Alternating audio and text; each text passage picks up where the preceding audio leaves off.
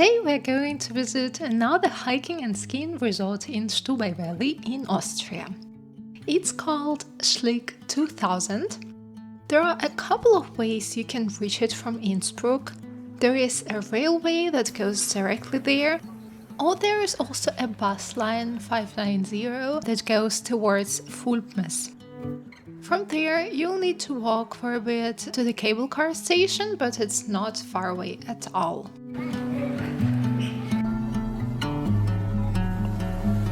Schlick 2000 has an efficient lift system, including Kreuzjochbahn and the Galtbergbahn.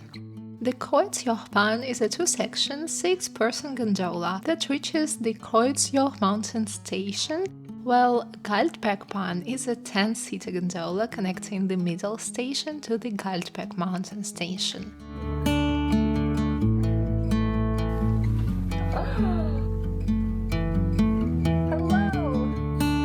This time we chose the Kreuzjochbahn. Both gondolas operate daily from 9 a.m. to 5 p.m. during the summer season.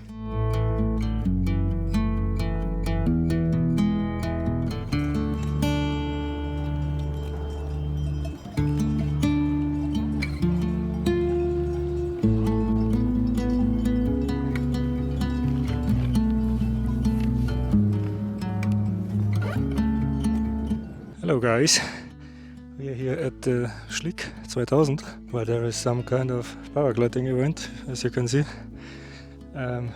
You can go up here with the gondola, do a bit of hiking and watch some dudes fly their paraglider things, like maniacs. He's doing loops now or something. Okay. We first followed the panorama trail, which leads to the viewing platform Stubai Blick. This short trail is suitable for the whole family.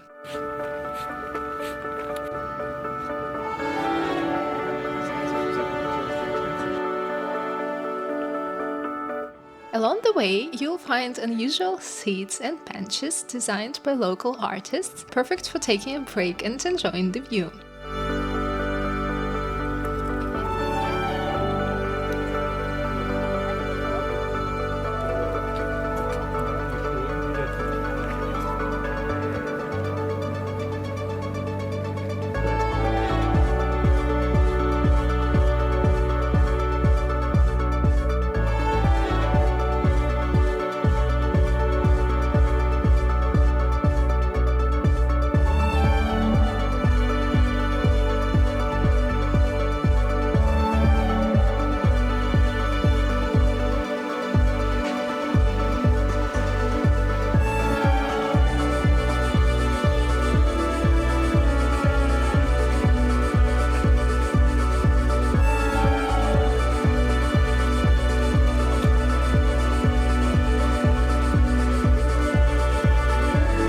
The Stubai Blick features 3 footbridges, each with a special significance.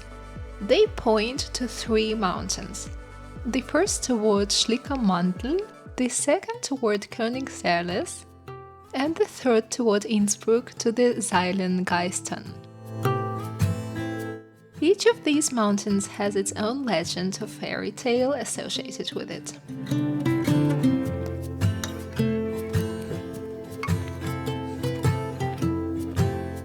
After visiting the panorama point, we went back and took probably the same trail further on, but in the other direction.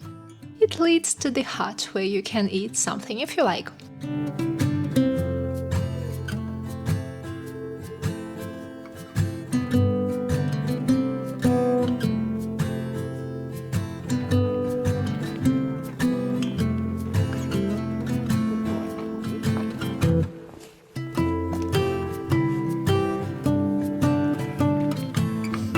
So we are trying to hike here, but it's extremely full today because it's probably like the first normal sunny day in August, so it's extremely full, especially there at the panorama point, but also here on the trails. But there are a couple of them, maybe we just chose the most popular one.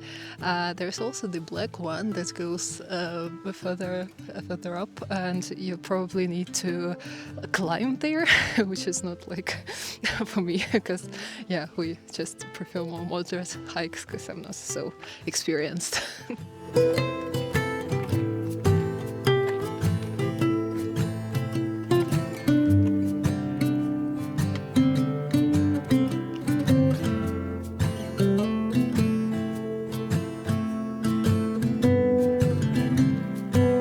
There is also some kind of paragliding event here, and they're making all kinds of crazy loops. And we wanted to fly a drone actually, but it's forbidden because of the event. We also did some research regarding the paragliding event, and it seemed to be Vanderbilt Hike and Fly Trophy Stubai. Basically, participants had to ascend mountains on foot and descend by paragliding.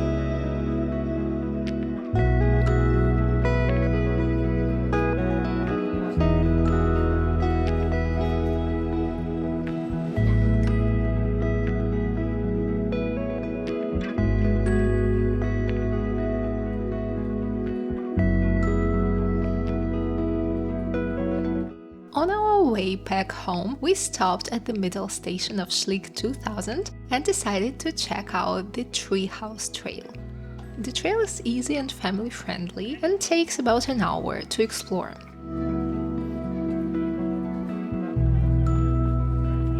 We came across several tree houses tucked among trees.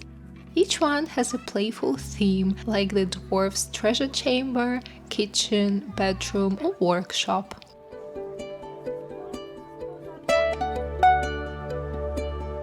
Legend has it that Bartin, a little forest dwarf who looks after the animals and plants, lives here. He's left slides, ropes, crawl tunnels, and all kinds of fun little surprises along the way.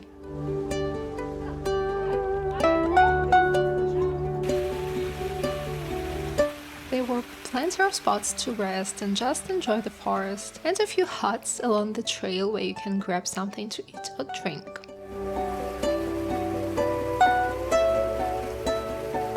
At the start, kids can pick up treasure cards to spot hidden symbols in the tree houses and exchange them for a small reward at the end.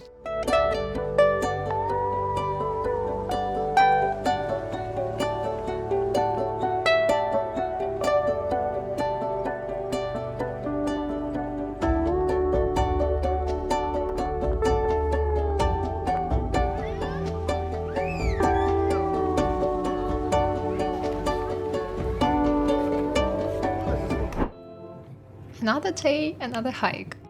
Today we went to Rosshütte in Seefeld. The train ride to Seefeld is absolutely scenic. You pass through canyons and mountains. Seefeld itself is a charming alpine town in Tyrol. It's famous for winter sports, particularly for skiing, but in spring and summer it's perfect for hiking and climbing. Today we did something different though. To reach the summit station at Rosshütte, we took 2 funicular cable cars. It's easy to get up without a long climb. Close to the train station is Wildsee, a small lake surrounded by trees. You can also visit Mörsersee, which is reachable by bus or on foot. We visited both this spring.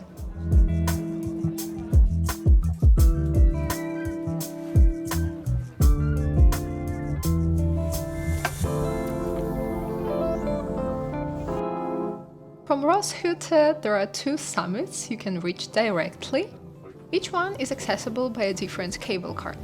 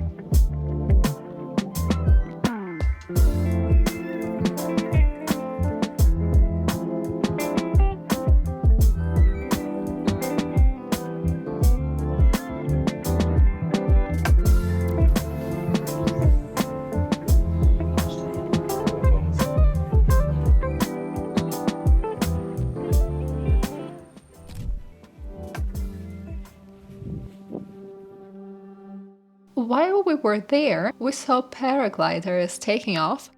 Watching them float and fly over the mountains was amazing.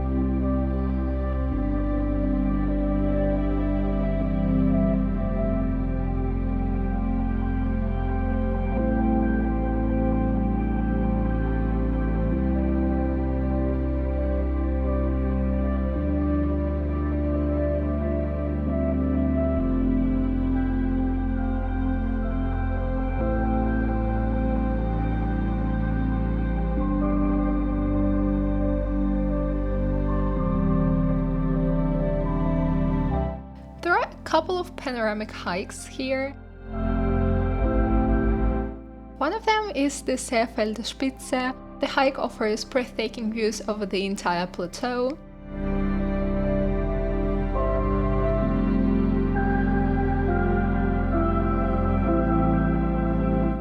On clear days, you can even see the Zugspitze, which is Germany's highest peak.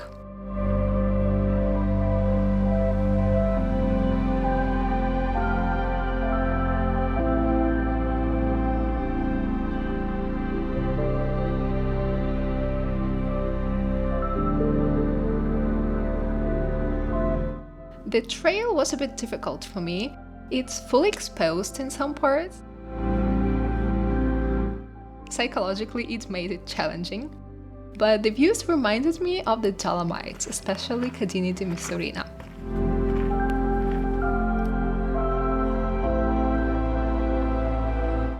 There are also climbing roads. Some sections have iron rungs and ladders. They make the road thrilling and accessible for those who enjoy Via Ferrata. For more experienced hikers, the Königstour is a full height road It connects several peaks and can take a few hours.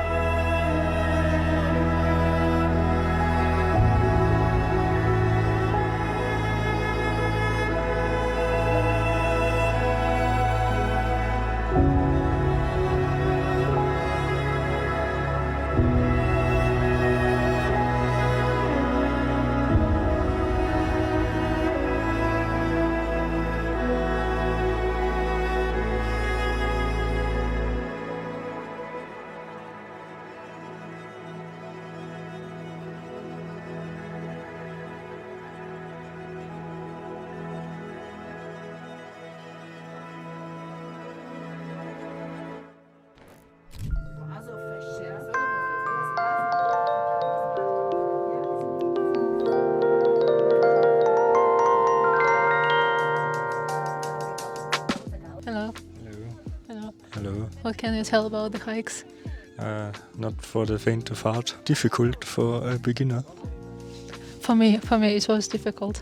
We had to come back from there. We were somewhere, I don't know where. Over there.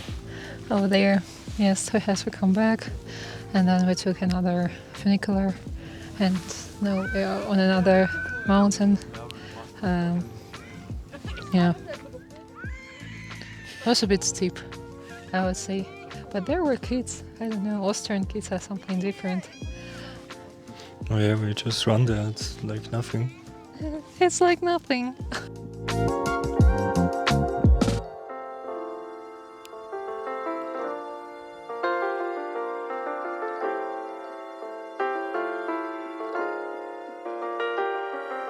Karwendel Nature Park is not far from here. It's Austria's largest protected nature reserve. The park has rugged peaks, deep valleys, and alpine wildlife.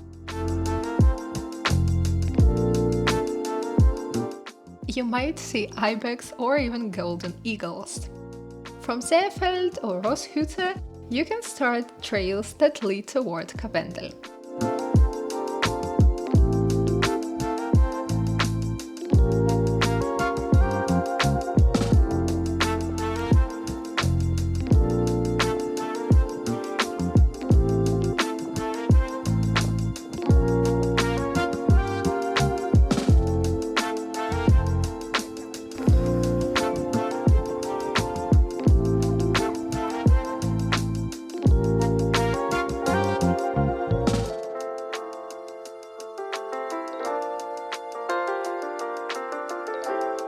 For families, there is an adventure playground at the middle station of Rosshütte. Kids can climb, slide, and enjoy the mountain views.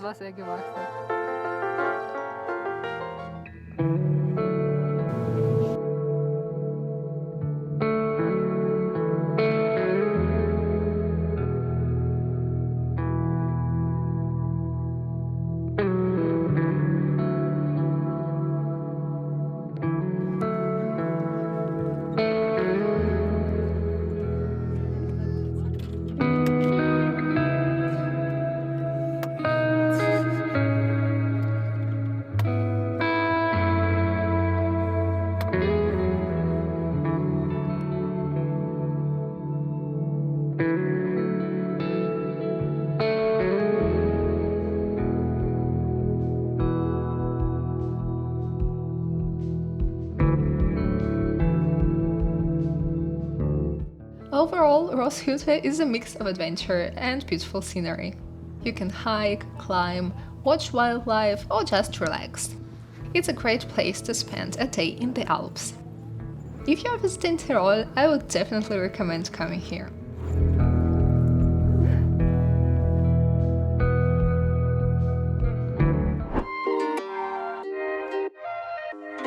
There are so many cool mountains and trails in Tyrol, so this time we went to explore something new. It's actually one of my favorite mountains visually.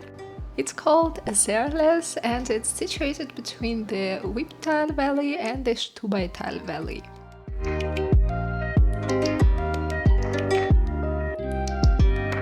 The mountain is often called the High Altar of Tyrol because of its pyramid-like shape and prominence in the landscape south of Innsbruck. What you see immediately after coming up to the summit station is that there is a wide range of leisure activities. There are numerous hiking trails around the Serles, a water play area, a Serles train, and even a toboggan run. By the way, a both-way ticket costs €25 in the summer.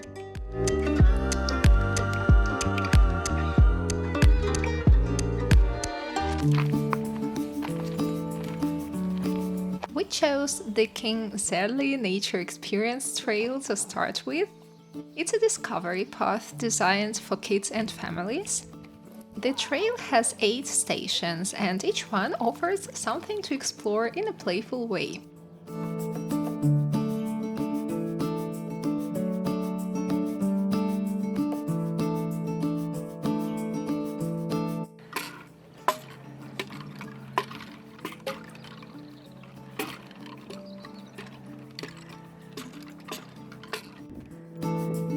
Along the way, you can learn to recognize animal tracks, listen to the sounds of the forest, match trees with their leaves and needles, and even try walking barefoot over natural ground.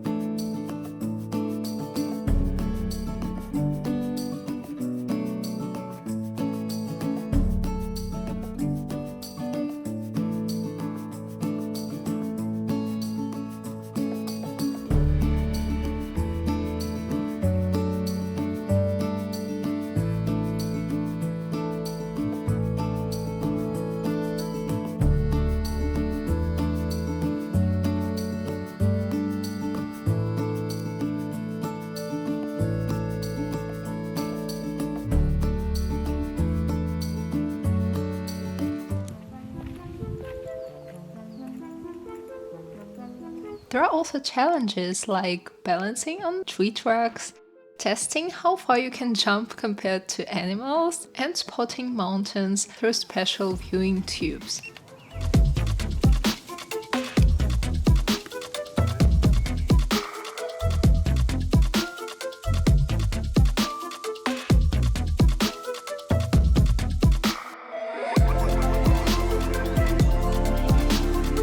The Serles mountain owes its name to King Serles, who is the center of an old Stubai legend. But it's not just the old stories that make hiking around the Serles so exciting. The varied hiking network in the Stubaital offers hike between 15 minutes to 3.5 hours, starting at the Kopenek summit station.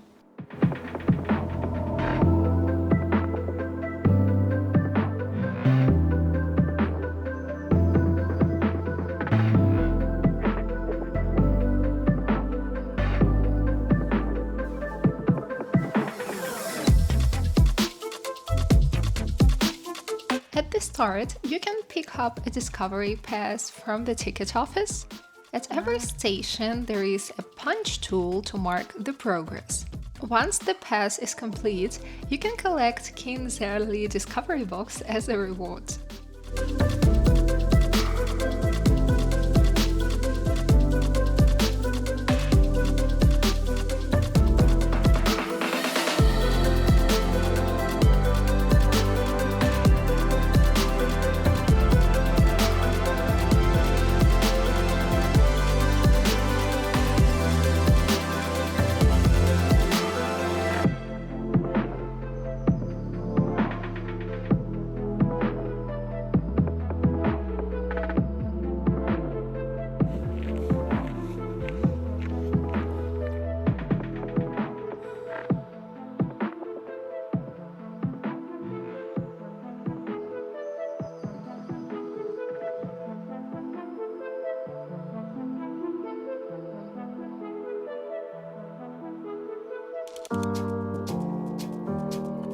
The trail ends at some point and it's not a round trail, so you can either turn back or continue walking and choose another one.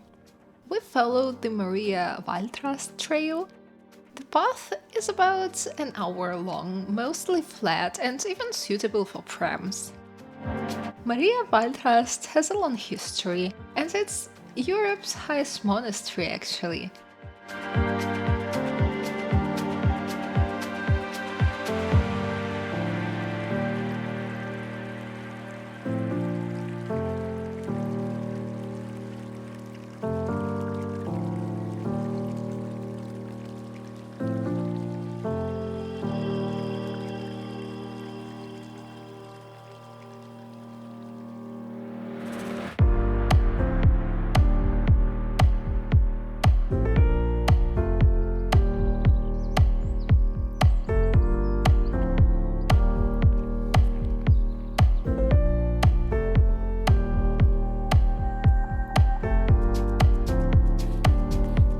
A spring near the monastery is still flowing today, and many people believe its water has healing properties. Visitors can drink it directly from the fountain in front of the church. Along the way or at your destination, there are plenty of spots to stop for food and drinks, including the Kopanek Mountain Inn, the Rosshütte, and the monastery inn itself.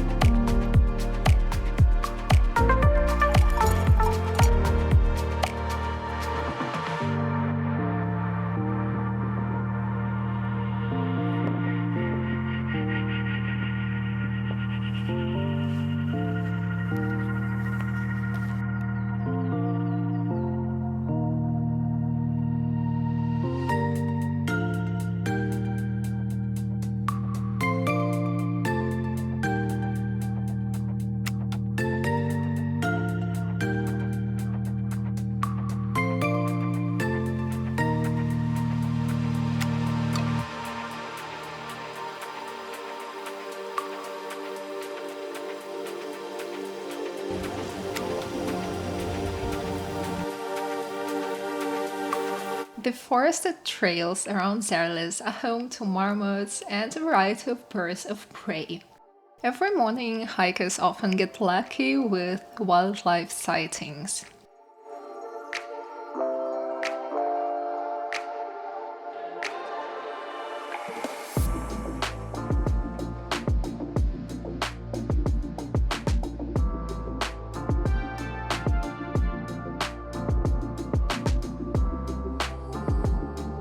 Another fun fact, Serles itself was first climbed in 1548, which makes it one of the earliest documented ascents in the Alps.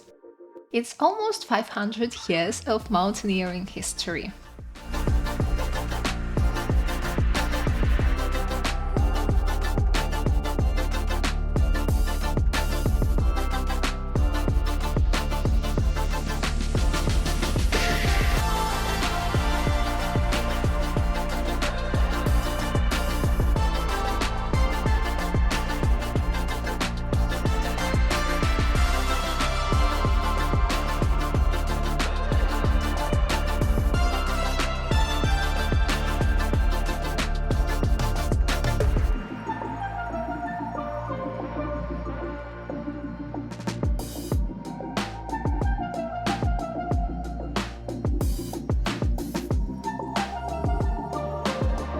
And if you're too tired to go back on foot, you can board the train.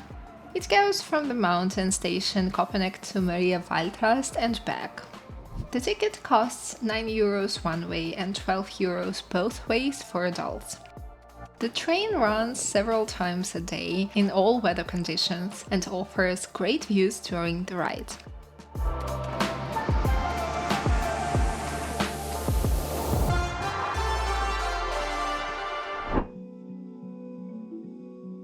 We're making the most of our warm days in Austria and we decided to go on another hike in the area. The place is called Elfa and it is situated in Neustift in Stubaital. You can easily reach it by bus from Innsbruck. You can reach the mountain easily via the Elfabahn cable car from Neustift. The top station is around 1,800 meters and gives direct access to hiking, paragliding and ski touring routes.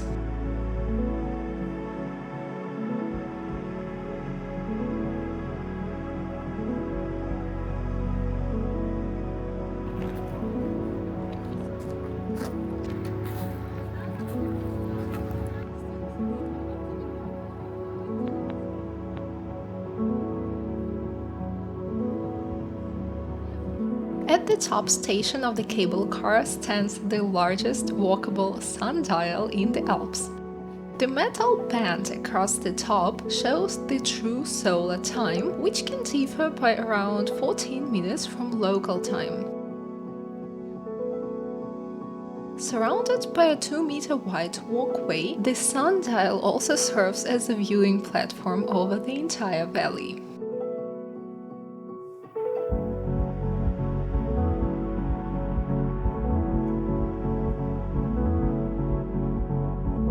Elfa literally means the 11 in German. The name comes from the time of the day when the sun stands directly above the peak, so around 11 am, when viewed from Neustift. The Elfa massif actually has 3 main peaks: Elfer, Zwölfer, meaning the 12, and Dreizener, meaning the 13.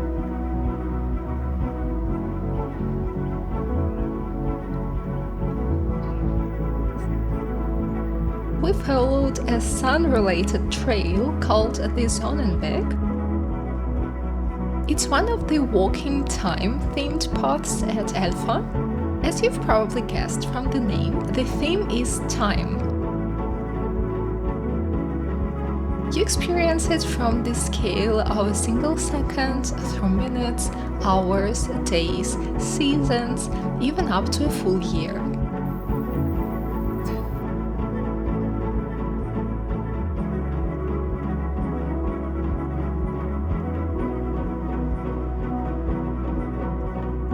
The trail is about 1.9 kilometers. It's rated easy and suitable for families.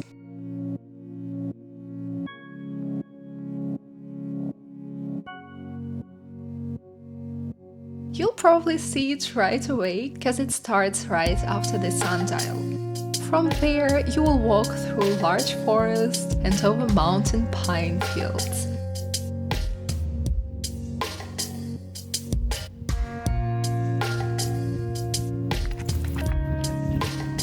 Along the way are stations or installations made from local natural materials. Each of them focuses on a different unit of time, seconds, hours, up to a year. These installations encourage pauses to enjoy the surroundings. There are also quite a few benches and viewpoints that allow you to rest.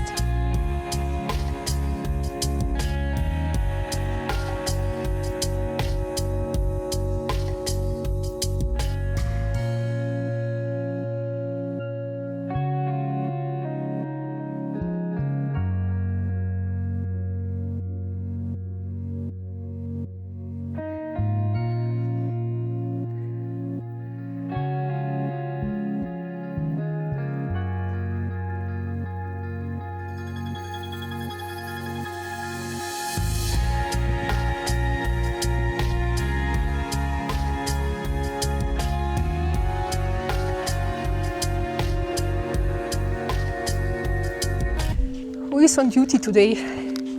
We are on duty today. We are hiking on Elfa, or near Elfa. I'm not so good with mountain names. And Mr. Austrian boyfriend is going in front of me, and we tried to fly a drone. We have a lot of equipment today because we're testing our new camera, action camera. How do you like the camera? Sehr gut. Okay, the camera is okay. It seems.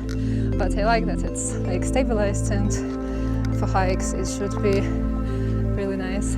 It's pretty much lightweight. So giving a review while hiking on Elfa.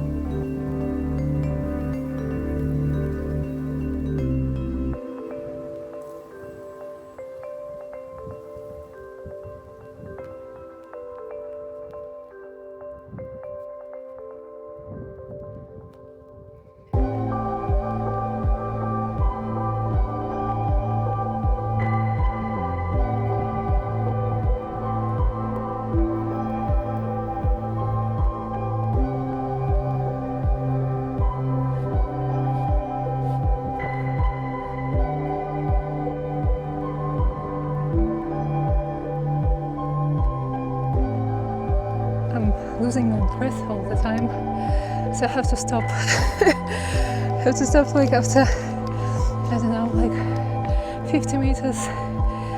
But the views are amazing, so it's not that bad to stop and see what's around.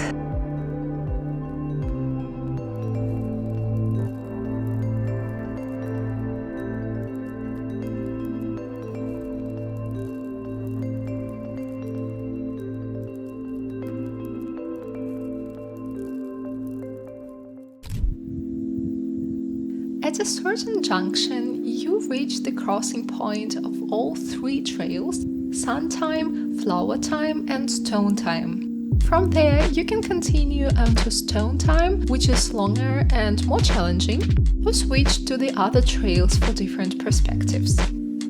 Good news is, the trail is open year-round, though obviously conditions may vary.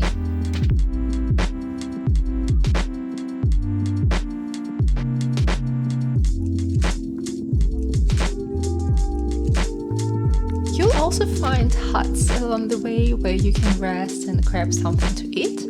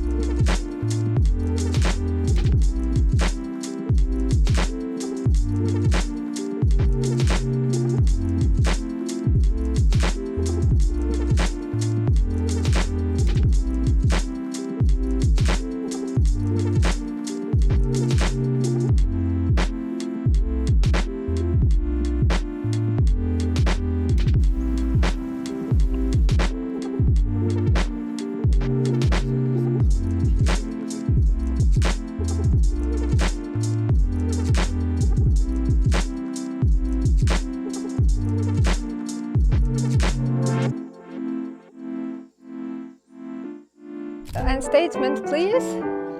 How did you like our hike today? Okay, a bit more eloquent maybe. It was very okay. It was not very complicated, even for such a beginner as I am. And there are like a couple of trails that you can choose here. There is one with those sun facts. And you get like different stops with different boards and stuff, like a lot of interactive activities. And once it ended, we found, I think, like the flower way, flower trail. So there were like different fields with flowers, explaining like what kind of flowers these are, but we didn't notice any flowers, so I don't know, maybe it's not the season. Yes, maybe it's in spring or something. And now we're gradually going back. It was like about 2 hours, I think, or 3 hours that we spent to come to the hut. And now we're going back.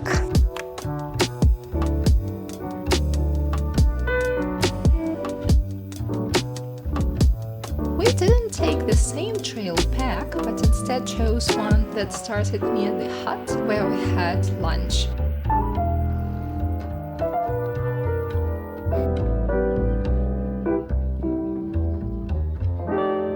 Exposed.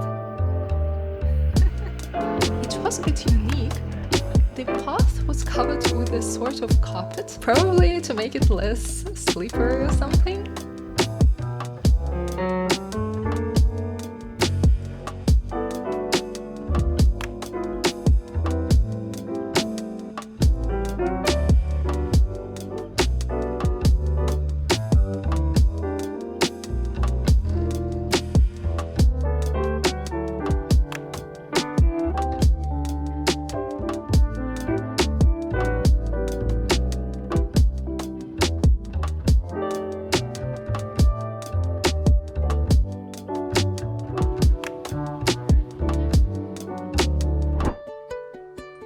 Today we are going to visit a very special place in Austria, the Hintertux Glacier.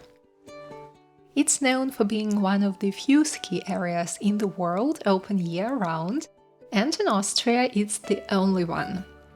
The fastest and most flexible way to reach it from Innsbruck is by car, although public transport options are also available. We came to a very special place today. It's Hintertuxer Gletscher.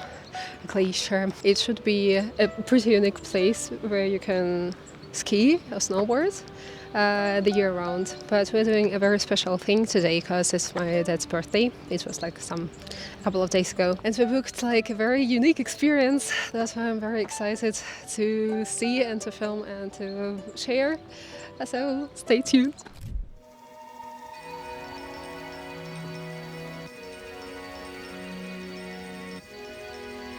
The prices for gondola rides vary depending on which station you want to go to.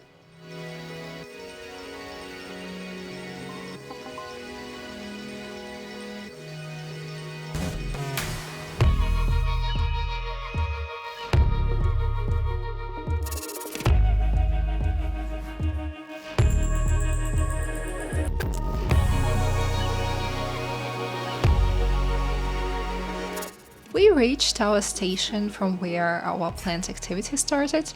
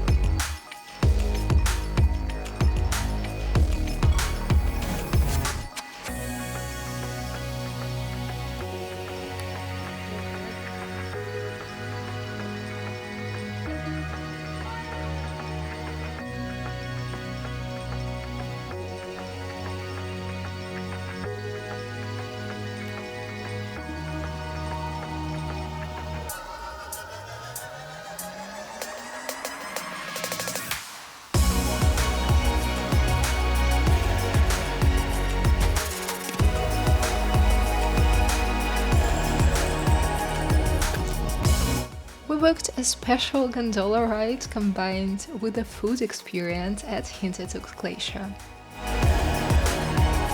This lets you enjoy regional Tyrolean snacks, drinks and ambience while riding up and down in a private gondola.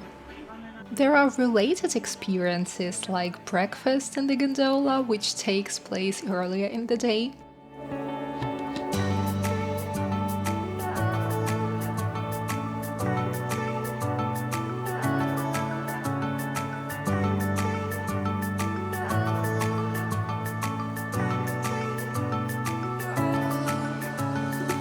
Each gondola accommodates a maximum of 4 people, so basically only one such ride is available per day. If you want to book a similar experience, it's better to do this in advance. I'll leave you a link in the description.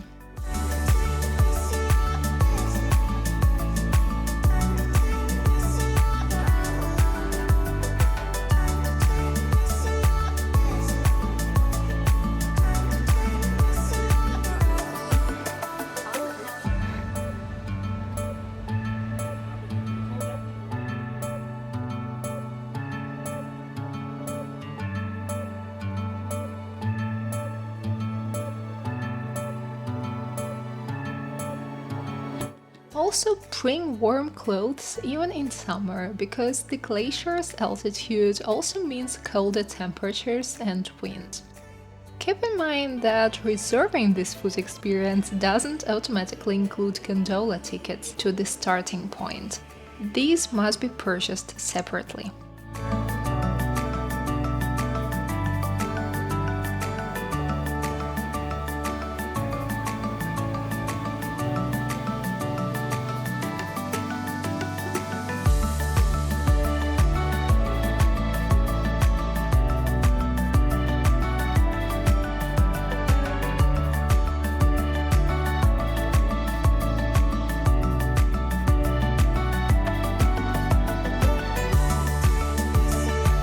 A few fun facts about the glacier itself.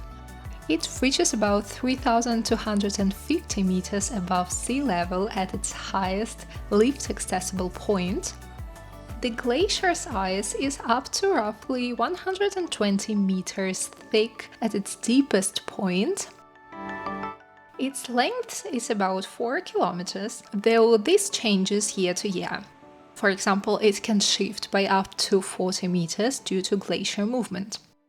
In total, there are around 190 million cubic meters of ice.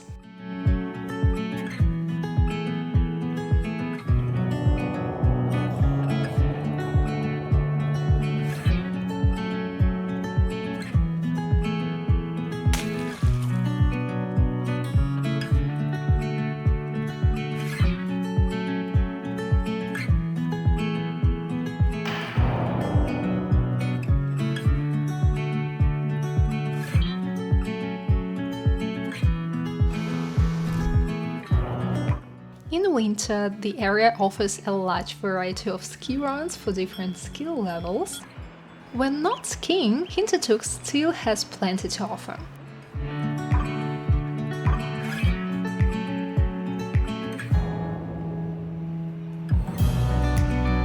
Skiing, glacier tours, viewing platforms, caves, and a feature called Nature's Ice Palace. In summer and fall, there are plenty of hiking options, from gentle walks along the valley to more demanding alpine trails that lead up toward the glacier.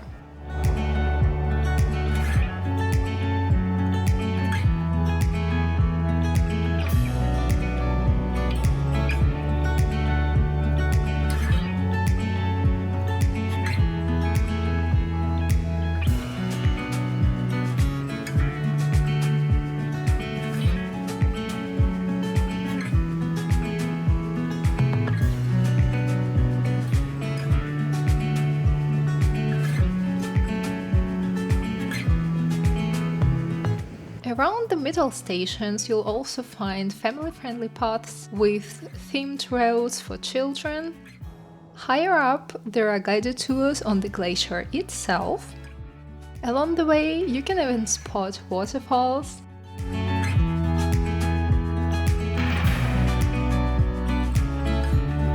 Even if you don't like hiking far, taking the gondola up to the panorama terrace gives you wide views across the Alps.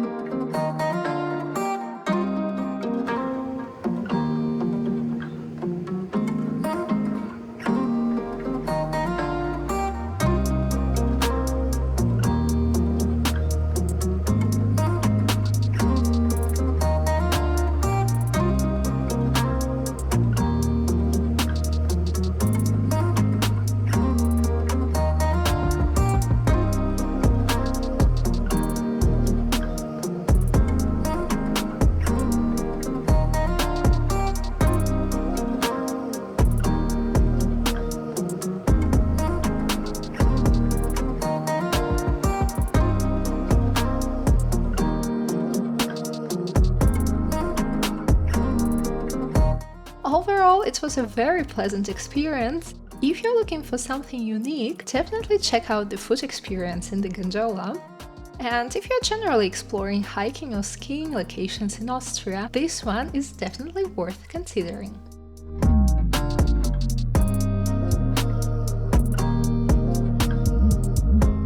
I hope you enjoyed this video. If so, don't forget to subscribe and give me a thumbs up.